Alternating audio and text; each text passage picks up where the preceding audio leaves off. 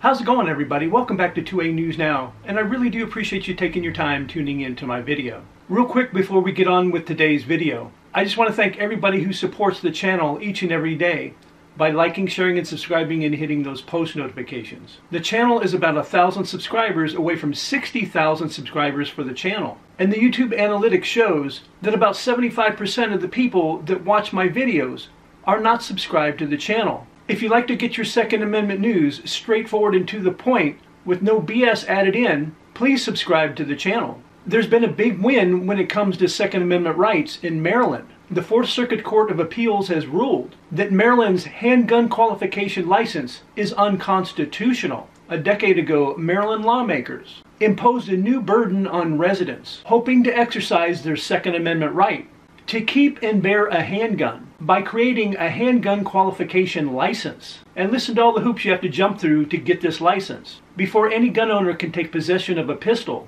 they must submit fingerprints as part of a background check investigation. Also taking a 4-hour-long firearms safety training course that includes the firing of at least one live round, and then waiting 30 days or more for approval. The would-be gun owner then has to go through another background check and then an arbitrary 7-day waiting period before they can take possession of their pistol. But now all of that is going to change, because on Monday a 3-judge panel of the Fourth Circuit Court of Appeals concluded what Second Amendment activists have been arguing for years.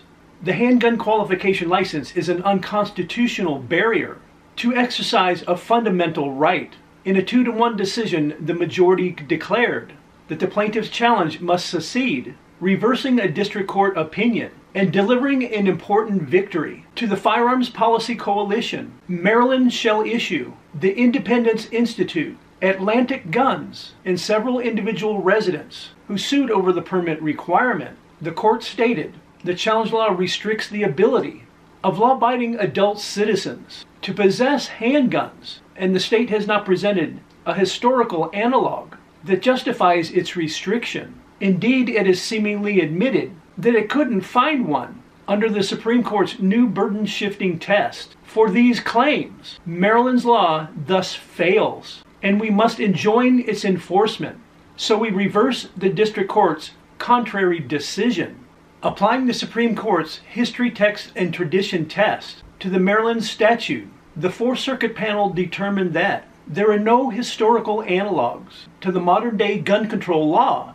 Importantly, the panel ruled that while the handgun qualification license doesn't directly deal with either keeping or bearing arms, but whether their acquisition, the gun control law still directly implicates and imposes on the Second Amendment rights of residents. The answer is not complicated. If you do not already own a handgun, then the only way to keep and bear one is to get one either through sale, rental, or a gift. And the challenge law cuts off all 3 avenues, at least to those who do not comply with its terms. A big thank you to the Fourth Circuit Court of Appeals for overturning this unconstitutional law.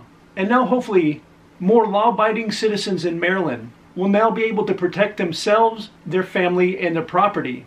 As always, I would really like to hear your thoughts about today's video in the comments section down below. And as I mentioned at the starting of the video, if you can help the channel out and help it grow, and all you have to do is just take a few seconds and like, share, and subscribe and hit those post notifications, and I invite everybody to come back and watch my next video.